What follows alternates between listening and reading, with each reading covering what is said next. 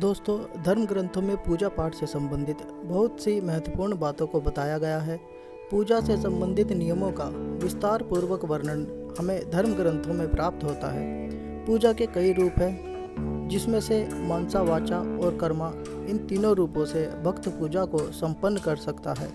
इसके साथ ही जब हम पूजा को इन तीनों के मिश्रित रूप में करते हैं, तब हमें कुछ विशेष बातों पर अवश्य ध्यान देने की आवश्यकता होती है। यदि पूजा करते समय इन बातों का ध्यान न रखा जाए तो पूजा का पूर्ण फल प्राप्त नहीं होता है। इसके साथ ही आपकी पूजा मान्य नहीं होती है। इसलिए देवी देवताओं की पूजा करते समय कुछ विशेष बातों को ध्यान में रखना जरूरी होता है। अपने इष्ट देव का पूजन हम किस प्रकार करते हैं तथा यह हमारी श्रद्धा एवं भक्ति को दर्शनों में सहयोगी होता है। यदि पूजा में अशुद्धियाँ या गलतियाँ करते हैं तब साधना का फल नहीं मिल पाता है। तो चलिए दोस्तों, आज के इस वीडियो में पूजा करते समय किन किन बातों को ध्यान रखकर हम अपनी पूजा का संपूर्ण फल पाने में सफल हो सकते हैं, इसके बारे में जानेंगे। सनातन धर्म में पंचदेव विशेष रूप से पूजनीय माने गए हैं। प्रतिदिन पूजा करते समय इन पंचदेवों का ध्यान करना अत्यंत आवश्यक माना गया है। इनकी पूजा द्वारा ही हमारी पूजा को बल प्राप्त होता है।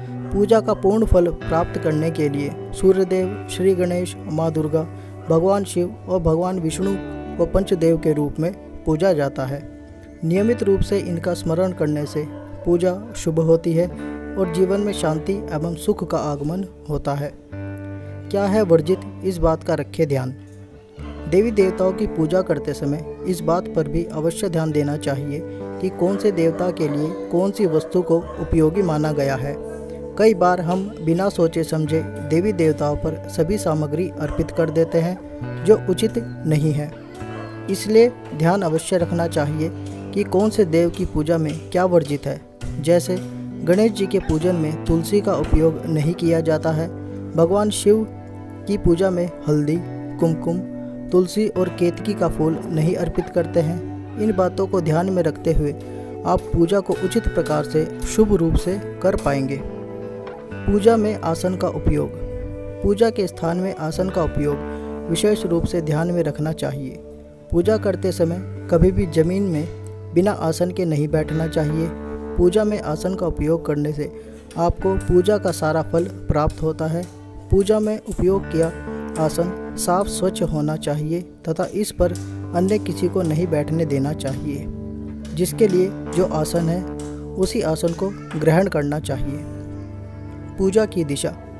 पूजा घर के लिए ईशान कोण की दिशा को सबसे अधिक शुभ माना गया है। उत्तर पूर्व की दिशा में स्थित पूजा घर की सुख समृद्धि को बढ़ाने का कारक बनता है। यह दिशा मंदिर के लिए अत्यंत शुभ मानी जाती है। अगर वीडियो में दी गई जानकारी आपको अच्छी लगे तो प्लीज़ वीडियो को लाइक कीजिए, शेयर कीजिए और चैनल को प्लीज़ सब्सक्राइब कीजिए, ताकि इस तरह का अच्छा कंटेंट आपके सामने हम नियमित रूप से लाते रहें।